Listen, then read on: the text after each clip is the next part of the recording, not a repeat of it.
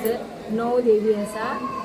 नारुलकर, गाड, काजारी, गावडे अश्यो 9 देवी आमकां आसा.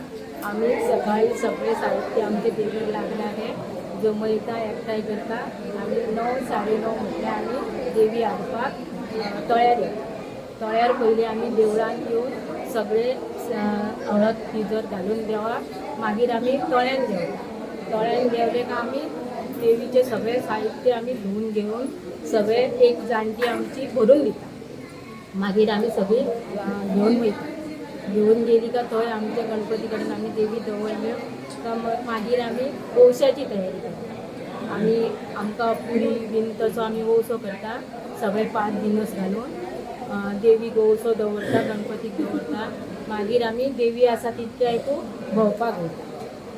भोंवपाक गेली, देवी वोवसो वाटलो काय मागीर आमी घरा येयली वोवसो घेवन काय मागीर